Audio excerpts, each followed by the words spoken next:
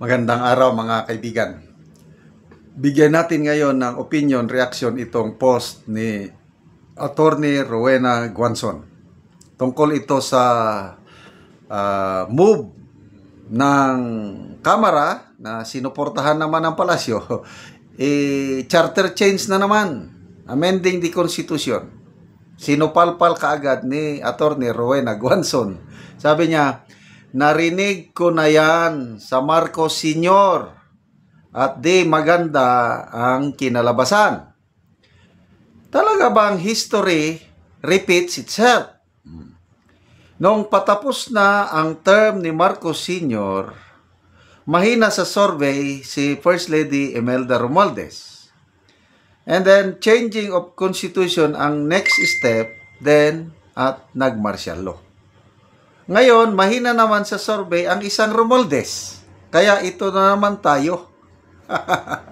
So, isiner ni Rowena Attorney Guanzon ang article, Manila Times. Title is, Palace confirms Marcos is not opposed to amending Constitution for clarity. Payag ba kayo? Charter change na naman eh. Okay, basahin lang natin ang article, nandito. Palace, Marcos won't oppose charter change meant to fix loopholes in Constitution.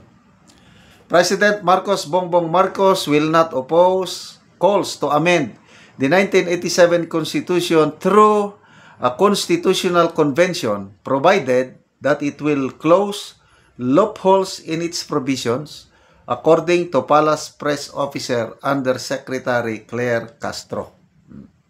Sabi ni Auntie Claire, actually po, napaka-respetado ang ating auntie, po ng po. Actually po, sa mga ganyan ay malalaman din naman po natin kung ano ang isinaad noon ng mga framers of the 1987 Constitution. May mga pagkakataon lamang po siguro kahit maliwanag ang ibang mga definition or mga terms ay minsan napapalabo para mayroong mapaboran. At sa ngayon po ay hindi pa masasabi ng Palasyo at ng Pangulo kung ano ang maging reaksyon dahil hindi pa naman po nakikita ang detalye ng gagawin patungkol dito. So kung ito naman po ay ikakaganda at ikaliliwanag para hindi na mabutasan ang anumang mga provision dito sa Constitution, ay hindi naman po ito tututulan ng Pangulo. Yun, papayag ang Pangulo sa charter change. Today is Wednesday, August 13th. Sinsya na kayo, Google yung nagsasalita. Okay, so yung statement ni Jose Clark Castro nag-ugat sa isang pahayag ng isang kongresista, si Deputy Speaker Ronaldo Puno of Antipolo City has called for a constitutional convention to revise the 1987 Constitution, which he said contained provisions marked by ambiguity and procedural deficiency. Yan. So, Constitutional Convention. Okay. Punta muna tayo doon sa opinion ni Attorney Guanzon. Ginawa na yan nung Marcos time. Marcos Sr. ba? Nakadalawang term po ang Marcos Sr. 1965 to 1969, ganon. Then, na-re-elect siya.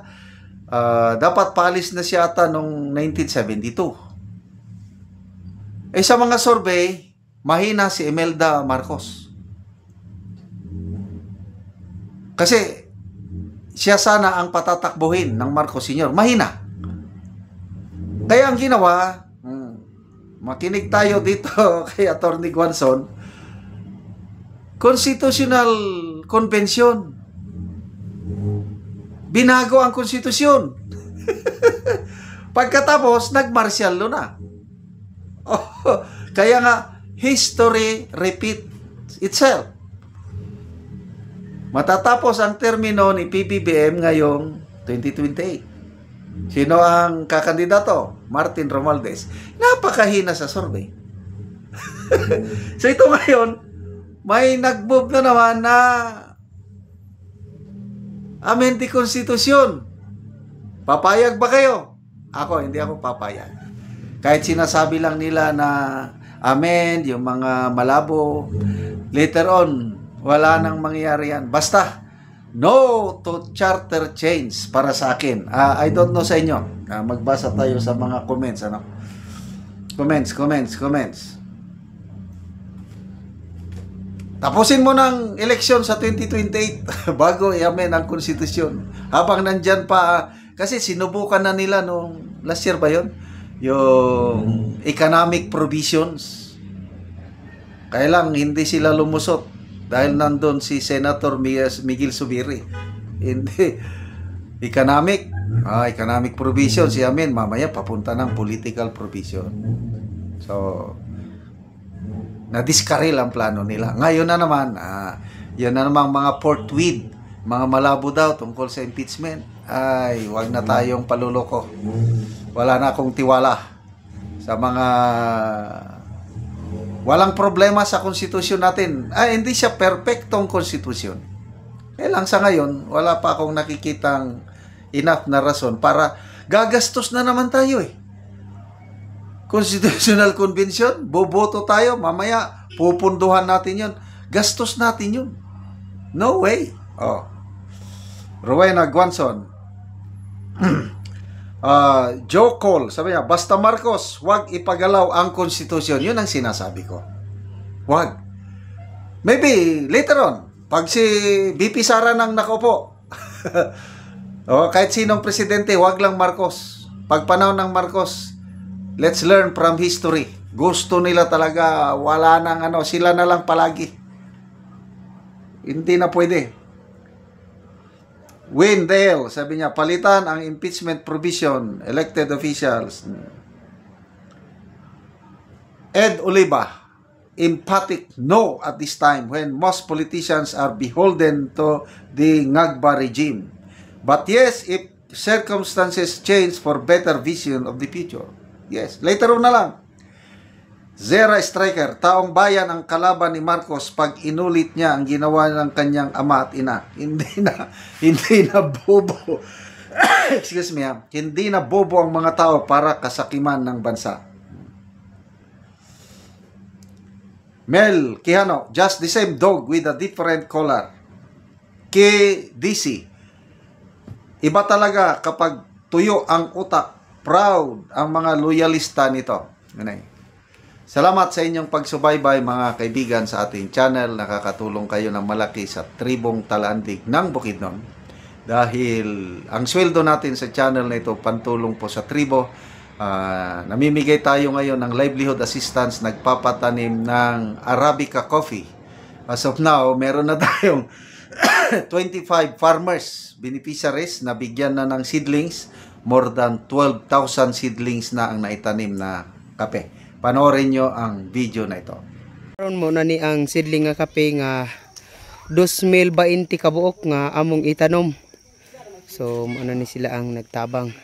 So mga nindot kid kaayo nga seedling, mga tambok. Daghan gyud kaayo. So ang nagtabang sa amo ka sa napulo ka tao sa pagpananom sa 2020 ka tanom nga kape.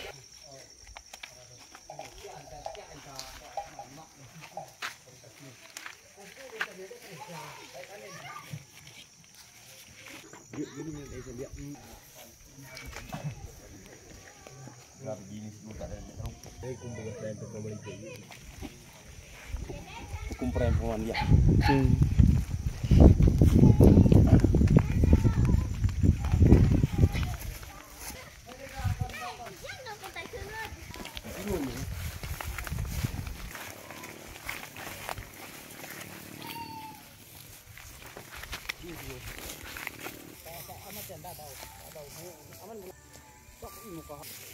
Upod ni ang kalokdoog iti.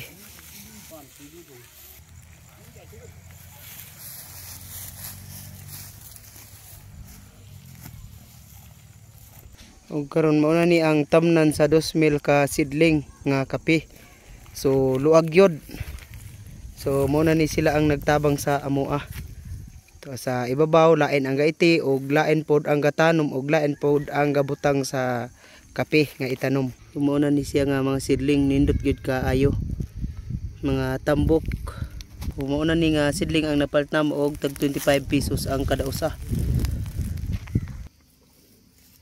Mausad ni sila ang nagtanom sa kape.